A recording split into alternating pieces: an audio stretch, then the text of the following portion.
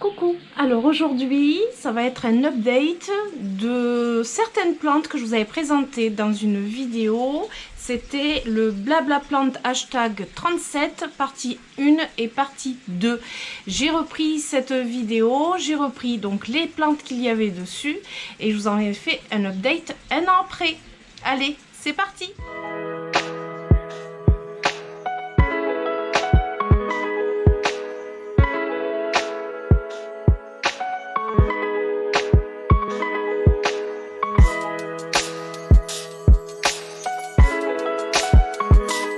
Alors, comme je vous ai dit, je vais faire un update, mais un petit peu particulier. Ça m'a pris comme ça, j'ai envie de dire. Je me suis mise à regarder des vidéos d'il y a un an, c'est-à-dire à peu près au mois de juin 2023.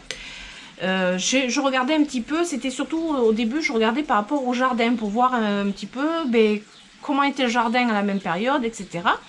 Et finalement, je me suis prise un petit peu au jeu et je regardais un blabla plante, donc c'est le numéro 37 et il était en deux parties parce qu'il était assez volumineux puisque je faisais donc un blabla plante rempotage de pas mal de plantes.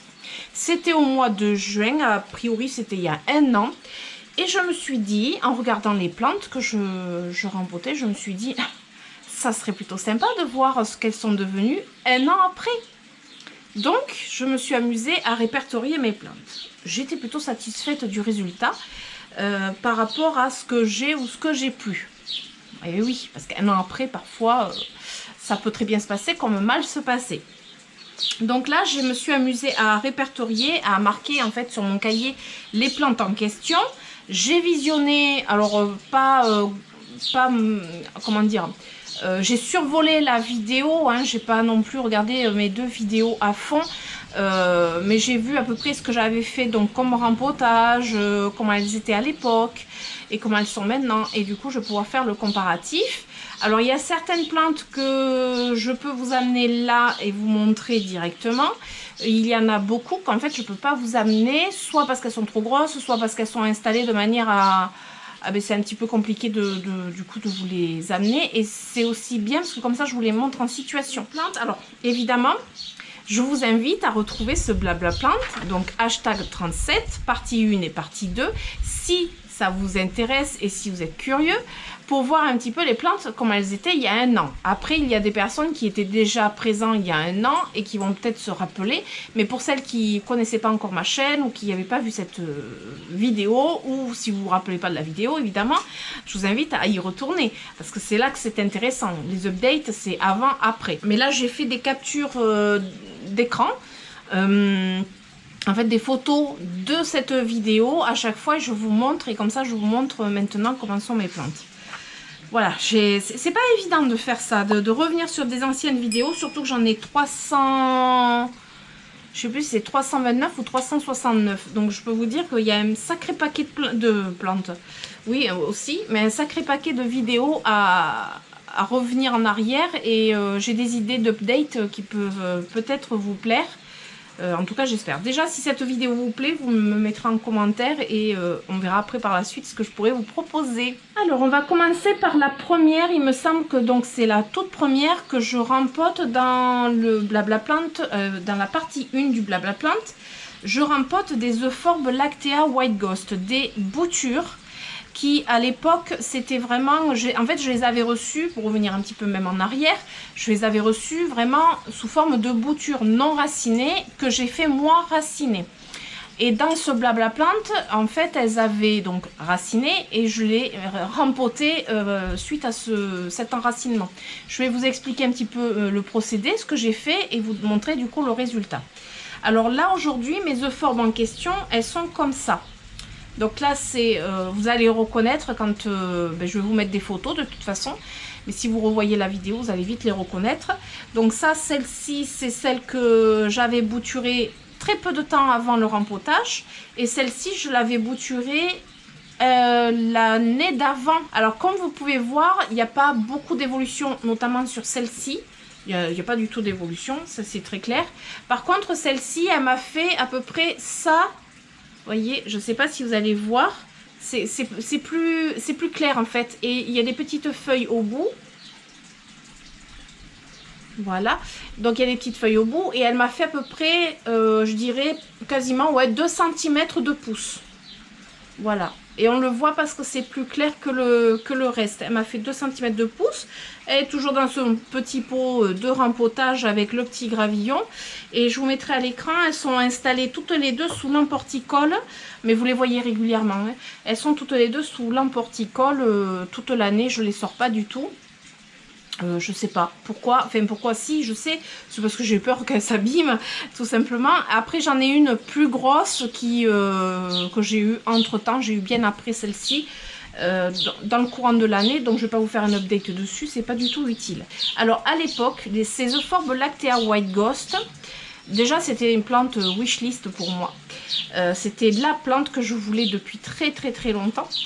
J'avais reçu donc des boutures de Carole, une fleur parmi les fleurs, et non racinées. Ça c'est en fait c'est un bout, si vous la suiviez à l'époque, c'est un bout de son grand Euphorbes Lactea qui est dans toutes ces vidéos. Alors j'ai laissé passer le train, ça fait un bruit énorme. Donc si vous la suiviez à l'époque, voilà, ça c'était un bout qu'elle m'avait envoyé parce qu'elle avait fait tomber et il s'était cassé. Donc elle m'avait envoyé une fois la cale faite et je l'avais mis à bouturer dans de la tourbe de coco.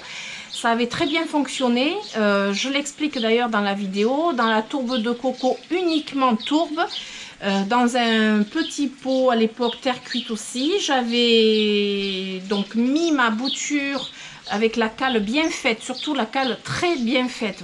Fallait vraiment, il vaut mieux être patient et attendre vraiment beaucoup de temps avant de faire le bouturage, attendre que vraiment la cale soit extrêmement sèche pour avoir le moins de risques possible. Et j'avais mis en tourbe de coco et ça avait très vite raciné avec, en fait dans une coupelle, je mets de l'eau en permanence, comme ça humidifie le fond du pot de la tourbe de coco. Ça l'humidifie mais pas non plus trempé et c'est uniquement le fond, c'est pour donner envie aux racines en fait de pousser, de sortir et de descendre dans le pot. Ce qui avait très bien fonctionné, normalement j'ai fait une capture de photo où on voit les racines dépasser du pot. Donc ça c'était avant le rempotage et celle-ci c'était pareil, je l'avais mise en tourbe de coco mais elle était restée longtemps et elle avait bien raciné aussi et je l'avais rempotée.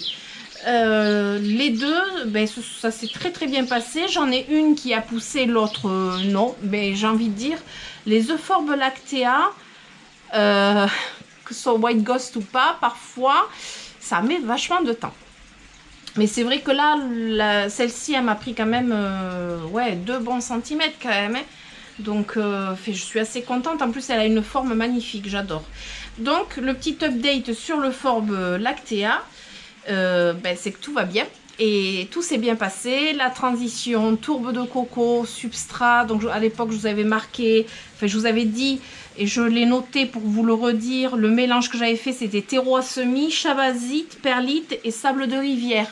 C'est ce que je vous avais montré donc dans le blabla plante. Le bouturage en tourbe de coco c'est vachement bien, alors notamment pour tout ce qui est succulente. C'est tout simplement le substrat qu'utilisent les producteurs de succulentes pour faire raciner, les gros producteurs, quand c'est en grosse quantité, font raciner leur succulente dans de la tourbe de coco, mais le seul hic, c'est que nous, on ne peut pas vraiment faire la même chose, sauf là, ça s'est très bien passé, c'est parce que c'était sous l'emporticole.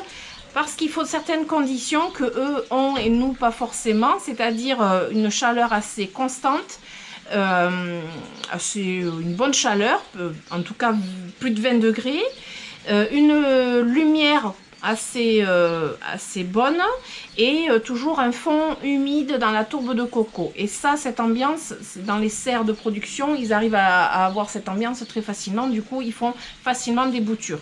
Reproduire ça chez nous c'est parfois un peu compliqué. Moi ça a fonctionné, j'en suis trop contente, surtout sur ces plantes là, plantes wishlist quand même.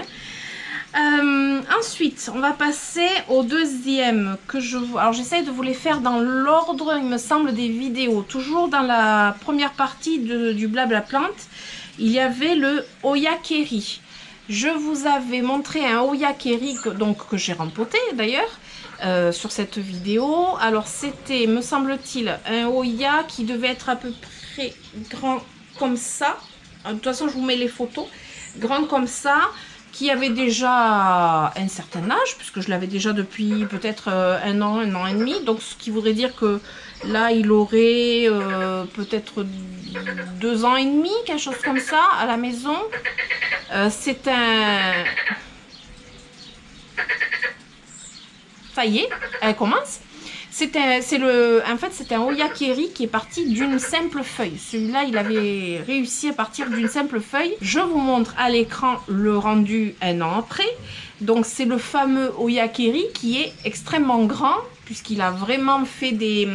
Alors, des lianes, c'est presque des branches finalement, qui monte très haut.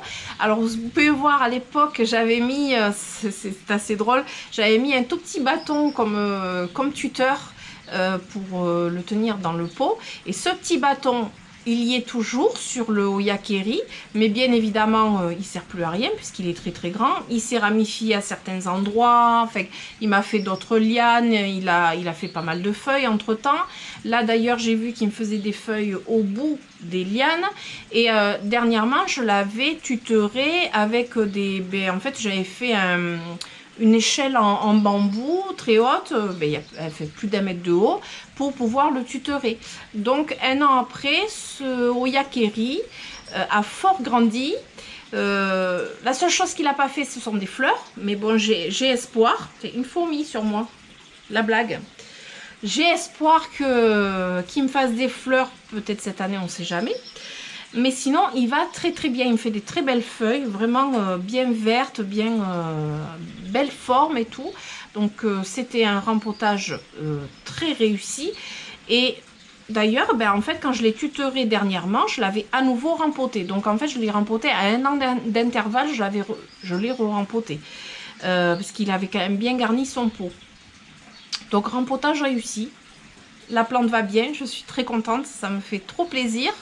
Et en même temps, je sais que dans cette vidéo, je vous parlais aussi d'un autre Oyakeri que j'avais en même temps, aussi un second Oyakeri, qui par contre, lui, était en pont. Je le cultivais dans un pot en pont.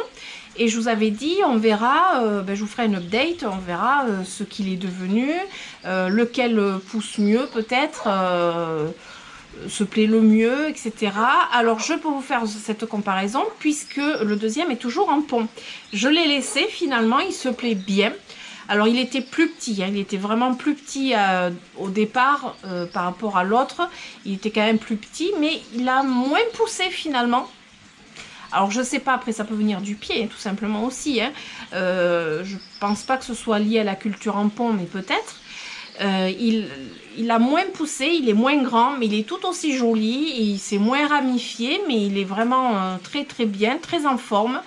Il manque pas d'eau, mais il n'est pas non plus surarrosé. Pourtant, en pont, le principe, c'est de mettre toujours un fond d'eau. Alors moi, ce que je fais, c'est que je mets pas toujours un fond d'eau. Je laisse un petit peu sécher de temps en temps. Avec beaucoup de Oya, je fais ça et ça fonctionne très très bien. Mais à la base, mettre en pont, c'est en fait de l'hydroculture passive. Et du coup, le principe, c'est de garder de l'eau. Mais c'est vrai que ma petite ruse de pas toujours mettre un fond d'eau, comme avec d'ailleurs les orchidées, fonctionne plutôt bien. Donc voilà pour les Oyakeri. Je suis contente. Voilà, ça c'est une réussite, une grande réussite. Ah oui. Alors dans la partie 1, il y avait, et là par contre ce n'est pas une réussite, c'est une perte. Mais alors totale perte parce que je peux même pas vous montrer quoi que ce soit de cette plante puisque je l'ai plus, c'était le Oya imbricata. Alors dans la vidéo, le tuteur, alors je repars du début. J'avais 3 petits pieds de Oya imbricata dans 2 petits pots. Je sais plus s'ils étaient en substrat ou en pont, je ne me rappelle plus. Et j'étais partie pour les rempoter ensemble dans un pot donc plus gros, en substrat, mais je voulais les tutorer parce que le principe du Oya imbricata, c'est qu'il grimpe. Et en grimpant, ses feuilles se plaquent sur le support et fait comme des ventouses en fait. Voilà, il a une façon de pousser un petit peu hors du commun par rapport aux autres Oya. Et du coup, il fait ventouse sur son support et il grimpe, et c'est comme ça que normalement, il est censé pousser. Donc, j'avais voulu essayer, me dire peut-être qu'il poussera mieux parce qu'il poussait pas énormément non plus. Après, j'avais eu des boutures. À l'époque, les boutures que j'avais reçues, c'était dans des plugs de coco. Donc il y a longtemps, hein, il y a vraiment longtemps, hein, c'était peut-être il y a 2 ans ou quelque chose comme ça. Dans des plugs de coco, j'avais dû enlever tout le plug et il restait quasiment pas de racines. Donc j'avais dû refaire raciner. C'est pour ça que j'avais des petits pots de Oya imbricata qui avaient bien raciné et je voulais les mettre ensemble et tenter de les faire grimper. Pour voir un petit peu s'ils se plaquaient sur le support. Et le support, c'était du bois, un morceau de bois qu'on en avait récupéré. Et j'avais tout installé, j'avais mis des billes d'argile pour tenir le pot dans le cache-pot, etc. Bon, je me suis dit, je l'avais bien attaché quand même contre le support pour que vraiment les feuilles elles aient envie de se plaquer. Et puis, ben non, ça n'a pas fonctionné. Il a dépéri, il a périclité, feuille par feuille. Il était tenace parce qu'il a quand même tenu assez longtemps, je dirais, mais il ne poussait pas. Alors, il tenait au début, voilà, mais il ne poussait absolument pas. Et puis après, il s'est mis à péricliter. Je pense que le souci premier, c'est que je n'étais pas du tout régulière pour vaporiser de l'eau sur le tuteur finalement et humidifier constamment la potée avec le tuteur. Je pense que si j'avais fait la même chose mais dans un genre de terrarium, quelque chose de fermé, ça aurait peut-être pu mieux fonctionner. J'avoue que là je retenterai pas l'expérience. Là au moins celui-là je sais qu'il est complètement perdu. Voilà, je peux rien vous montrer. Et ça n'a pas fonctionné, mais bon, c'est aussi ça, hein, les plantes, il y a des expériences parfois qui échouent. Et là, ça en est la preuve. Tout n'a pas réussi depuis 1 an. Voilà, au moins que je vous amène un petit peu de tout, des choses qui marchent très bien, puis des choses qui n'ont pas du tout marché. Donc c'est ça, la vie de plantes. Et puis essayer des petites choses, et puis voilà, ça n'a pas marché. Alors, on passe à la partie 2 de ce blabla plante, parce que je crois que j'ai fait toute la partie 1. Ah oui, la partie 1, je vous montre le Senecio String of Banana, mais en fait, je fais le rempotage à la fin de la partie 2, donc je vous en parle après. Donc la partie 2, il y avait donc le Oya Parasitica Black Margin à l'époque. C'était un Oya qui était déjà tutoré, parce que le Oya Black Margin, le Parasitica Black Margin, j'en ai 2 potées. J'ai une potée qui est en suspension, donc qui retombe, qui est là actuellement en extérieur. Je vous mets à l'écran une petite image. Donc ça, c'est un que j'avais déjà avant et que j'ai toujours gardé en suspension. Celui dont je vous parle, c'est celui qui est tutoré et qui est sur ma dernière plantagère que j'ai acheté. Et donc je l'avais installé sur la plantagère, mais je l'ai aussi amené avec moi. C'était non sans mal, on va dire, parce que j'ai failli juste renverser un autre Oya par la même occasion, parce que c'est toujours le problème des lianes qui s'en mêlent et qui, du coup, on embarque tout quand on enlève la potée. Et en plus, il a des fourmis, hein.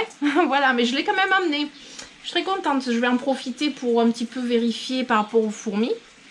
Mais ça, je le ferai hors caméra, en tout cas pendant cette vidéo.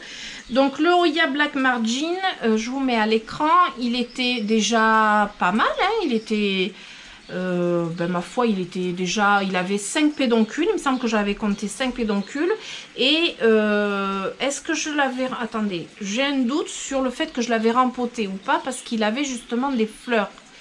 Faut que je re-regarde peut-être la vidéo. Je crois qu'en fait, j'avais pas pu le rempoter.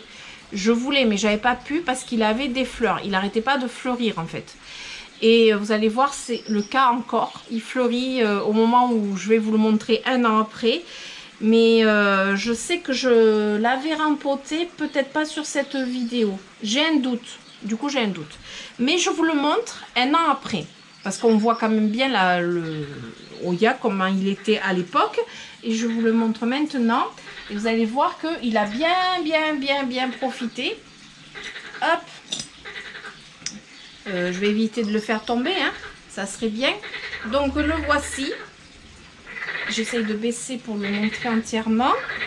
Vous pouvez voir qu'il a bien profité et que, hop, on va voir à l'écran, il fleurit ici. Voilà, avec les grenouilles, c'est charmant, hein, mais bon, on m'avait dit que ça vous embêtait pas, donc c'est très bien. Enfin, moi, ça m'embête pas non plus, hein, mais bon. Donc là, il a un pédoncule réveillé. Il avait déjà fleuri une première fois, il n'y a pas très longtemps.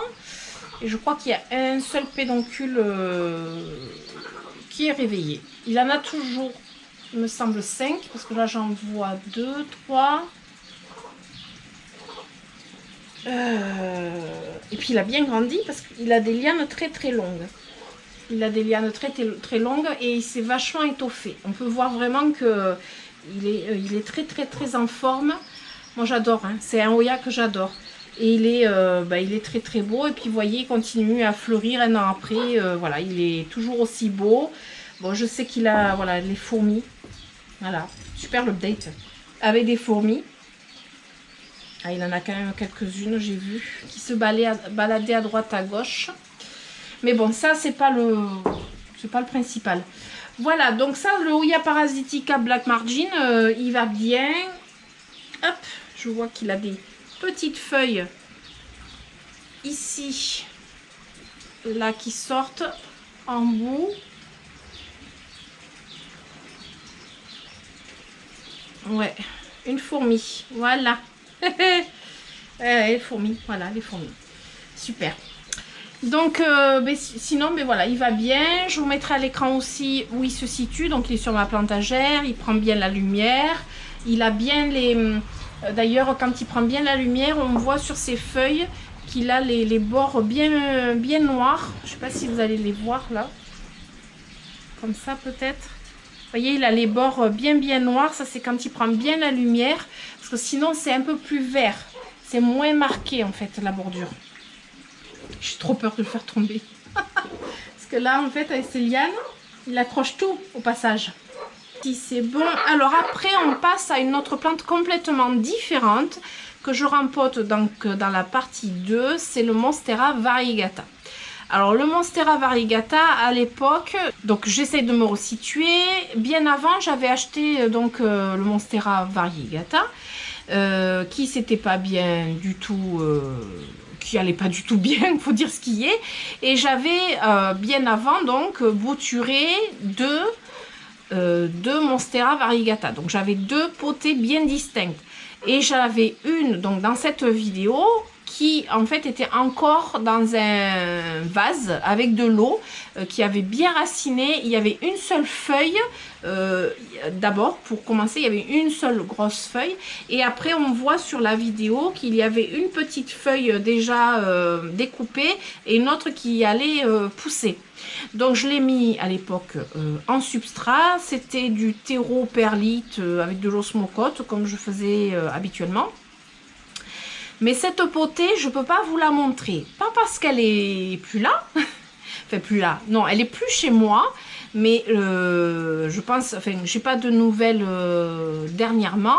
Mais c'était la fameuse potée de Monstera variegata que j'avais pu faire gagner lors de mon dernier concours qui était au mois d'octobre dernier.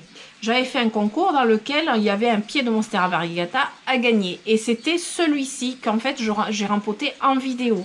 L'autre pied qui était déjà en pot, qui était un peu plus... qui avait un peu plus poussé, on va dire. Je vous le montre en vidéo sur le côté ou devant.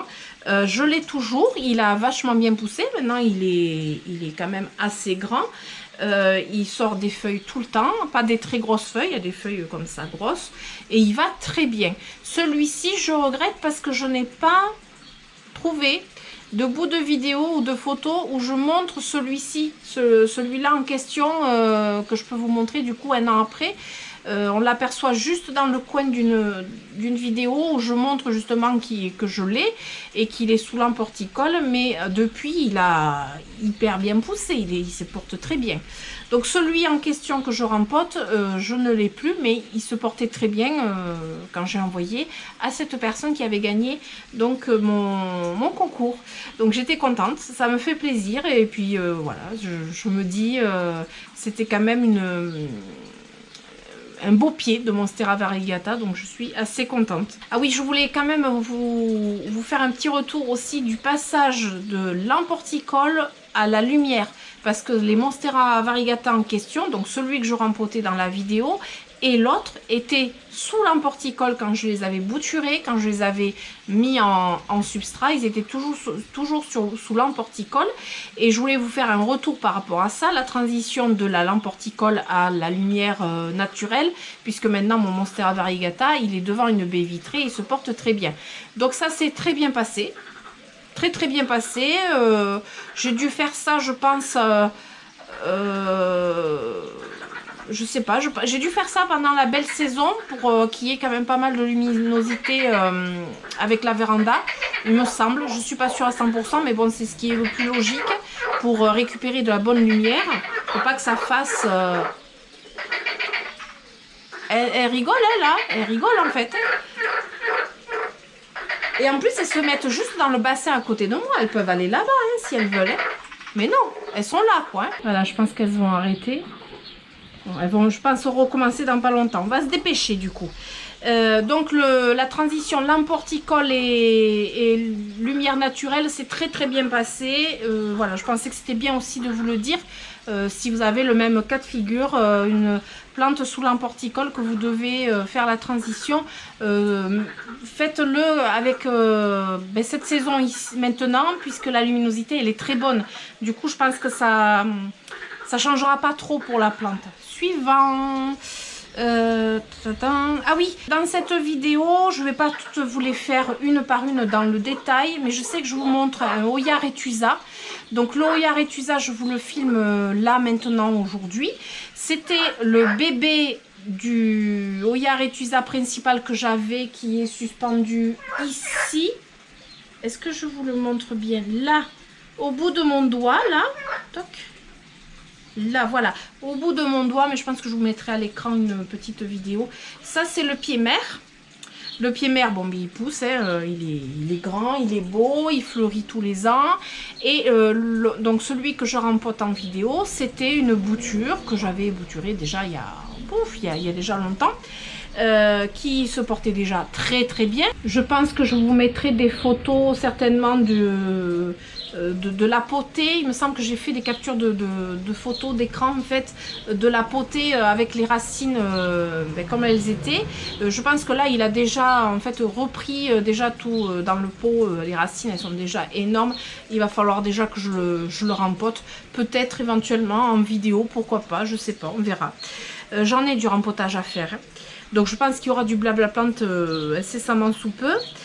Donc le Oya Retusa, ben, lui il va bien, il va très bien. Alors donc celui que j'ai rempoté, le bébé entre guillemets, l'adolescent, voire maintenant c'est même un adulte, a fleuri aussi, il fleurit autant que la maman. Donc voilà, je suis très contente pour ce Oya, un de mes préférés, ça c'est sûr, je l'ai toujours dit. Après, je vous montre aussi le Oya Polynera. Le Oya Polynera, à l'époque, dans la vidéo, si mes souvenirs sont bons, j'avais deux micro-potées de Oya Polynera, 2 pieds en fait, séparés dans 2 petits pots. Est-ce que, il me semble à l'époque, qu'ils étaient en pont. Il me semble qu'ils étaient en pont. J'essaye de ne pas dire de bêtises. Et dans la vidéo, en fait, j'ai voulu rassembler les 2 pieds. Et est-ce que c'est à ce moment-là que j'ai mis en substrat ou est-ce que j'avais remis en pont?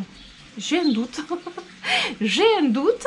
Vous verrez, je pense que je vais en fait vous montrer dans la vidéo en même temps des images. Mais je les avais rassemblés, donc j'avais rassemblé les deux pieds ensemble. Et là maintenant, ils vont très bien. Pourtant, ils ont eu quelques déboires parce que c'était un Oya qui avait attrapé des trips. Il avait eu aussi la gale des plantes 2 fois, parce qu'une deuxième fois il n'y a pas très longtemps. Bon, de la cochenille. Voilà, mais malgré tout, il se porte bien, il est en substrat, un substrat que je fais pour les Oya. Il s'est ramifié à plein d'endroits, du coup il est quand même assez beau maintenant, il est, ouais, il est joli quoi, il est bien touffu. Est-ce que j'irai le chercher? Pourquoi pas. Donc le voilà, je suis allée le chercher, je me suis dit pourvu que je fasse pas de bêtises. Donc c'est celui-ci que j'avais rassemblé en fait ensemble, vous savez j'avais 2 petits pots et j'ai mis la potée tout ensemble. Donc il a bien poussé depuis, je sais pas si on va bien le voir là, il a bien poussé et il s'est ramifié à pas mal d'endroits, vous voyez en fait c'est comme s'il y avait plusieurs pieds en fait, vous voyez.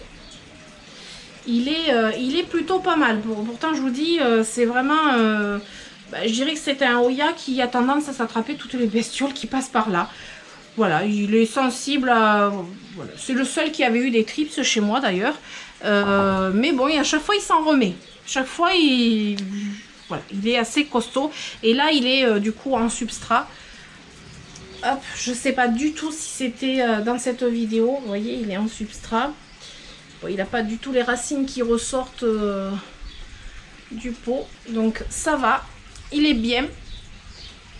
Hop. Il va prendre l'air maintenant. Il me semble aussi que je vous montre dans la première partie des Echeveria que j'avais rempoté, que j'ai toujours d'ailleurs. Je sais plus, mais après je vais pas toutes vous les montrer, sinon la vidéo elle serait hyper longue. J'avais aussi le Oya Carnosa, un pied de Crimson Queen et un pied de Crimson Princess que j'avais mis ensemble dans la même potée. Ben, c'est pareil, ils vont bien. Alors eux ils sont suspendus, mais je sais pas où.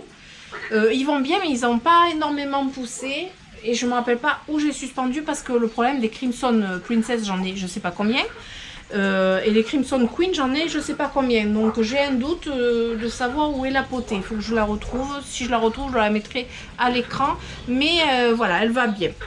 Après, ah oui, par contre, je voulais vous montrer quand même une belle plante que j'adore, que j'affectionne beaucoup, c'est l'orchidée vanille. Alors l'orchidée vanille, dans la vidéo, c'était la version variegata. Alors celle-ci, je ne peux pas vous la mener, tout simplement parce qu'en fait, elle est sur ma plantagère qui est éclairée juste là derrière. Mais elle est toute emmêlée. Alors si je la prends, je pense que je vais faire vraiment des grosses bêtises. Donc cette orchidée vanille, c'était la version variegata que je voulais rempoter dans la vidéo, mais que j'avais décidé finalement de ne pas rempoter parce que j'avais peut-être la flemme ou quelque chose comme ça. Mais j'avais décidé de ne pas la rempoter et j'hésitais à la mettre en pont, non, à la mettre, ben je sais plus, à la basculer peut-être en pont, quelque chose comme ça. Parce que à l'époque, j'avais l'orchidée vanille verte et l'orchidée vanille variegata. Et l'orchidée vanille verte était en pont et celle-ci était en substrat. Et je m'étais dit aussi, je pense, que je voulais voir un petit peu ce qui profitait le mieux en termes de substrat. Et au final, 1 an après, je peux vous dire que les deux sont toujours un en pont et un en substrat pour orchidée, sauf que j'ai rempoté entre temps l'orchidée vanille. Donc ça veut dire que ce soit en pont ou en substrat, les deux ont bien poussé, vous allez le voir parce qu'en fait ils sont tous entremêlés. J'ai la version verte et la version variegata qui est un petit peu entremêlée, voilà, qui vivent leur vie super bien avec des petits tuteurs, des petits machins, des trucs qui les tiennent, mais alors on ne sait pas comment ça tient. Et ils sont tous les deux sous l'emporticole, côte à côte, et ils vont très très bien. Donc ça, c'était une plante que je voulais vraiment vous montrer et vous en parler, parce que c'est pas une plante qu'on voit souvent. C'est pas une plante dont on parle souvent, mais c'est une variété d'orchidées que j'aime beaucoup et qui se plaît du coup dans les deux substrats. Ça a bien fonctionné. voilà, je suis contente aussi, elles vont très bien, un an après ce rempotage, enfin ce non-rempotage finalement. Puis alors, à un endroit, je crois que je vous montre en vidéo, j'ai une racine aérienne de l'orchidée variegata qui est longue comme ça, qui est toute belle, vert clair. Alors elle paraît jaune un petit peu peut-être à l'écran, elle est vert clair, elle est très longue et on voit bien que la racine elle est belle quoi, elle cherche à s'accrocher et je trouve ça très joli. Enfin, pour moi, je pense que mes orchidées vanille se sentent bien comme elles sont. Et c'est vrai que je n'ose pas trop les bouger. Elles sont là depuis X temps. Et voilà, quand je veux nettoyer, je soulève juste le pot et je nettoie en dessous. C'est tout ce que je fais. Et viendra un moment où il faudra à nouveau les rempoter. Je sais pas, on verra. De toute façon, cette année, je ne rempoterai pas tous, c'est sûr. Donc ça, c'était l'orchidée vanille variegata qui est en pont. Qu'est-ce que j'ai dit? C'est celle-ci qui est en pont et c'est l'autre qui est en substrat. Hein. On est d'accord? Je sais pas ce que je vous ai dit. J'ai un doute sur ce que je vous ai dit. Celle-ci est en pont et c'est la verte qui est en substrat. Je crois que c'est ça.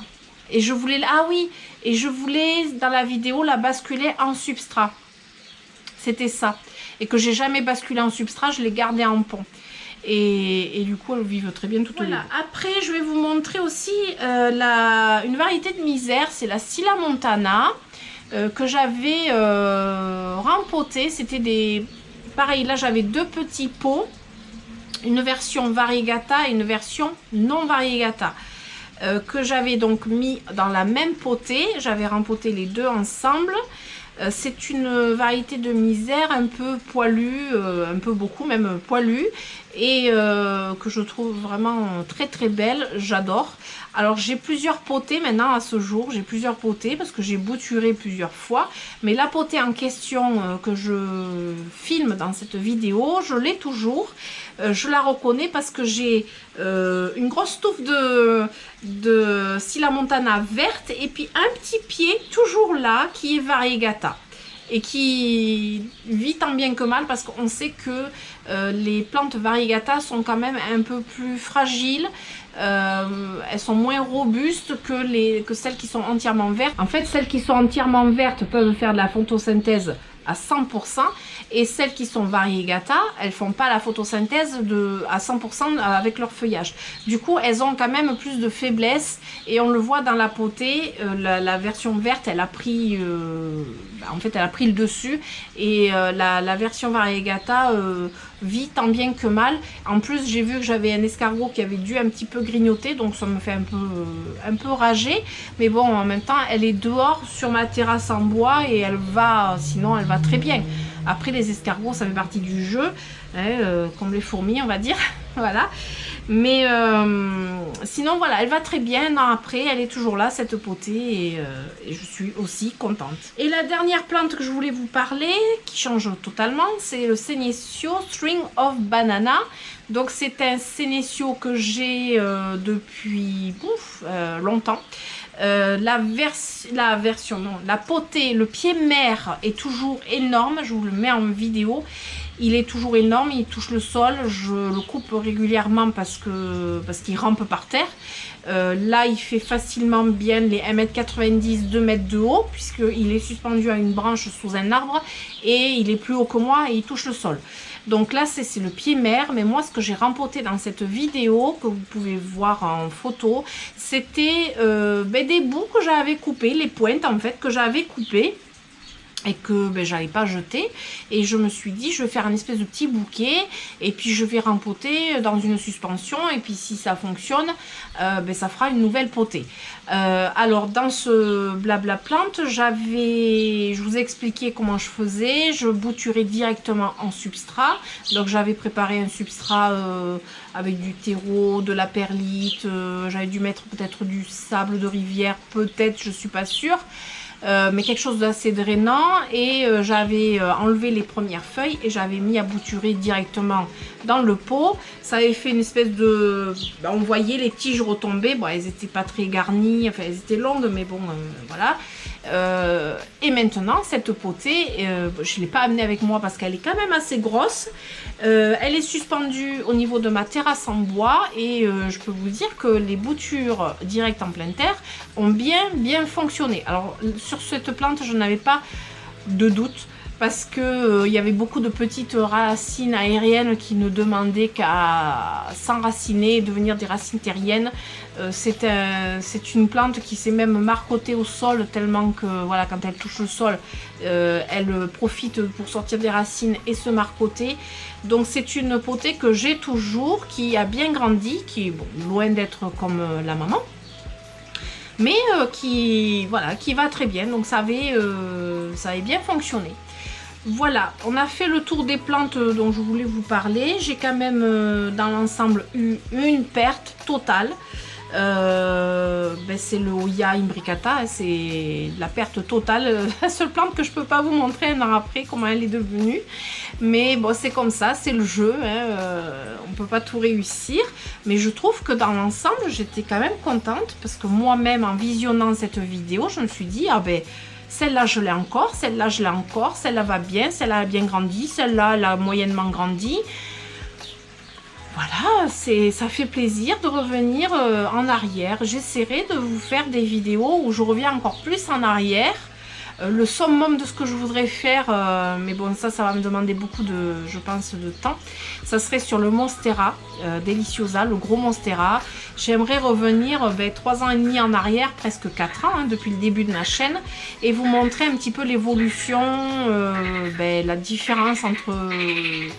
il y a 4 ans presque et maintenant, et ça peut être vachement intéressant, c'est rigolo, enfin moi je trouve que c'est quand même rigolo.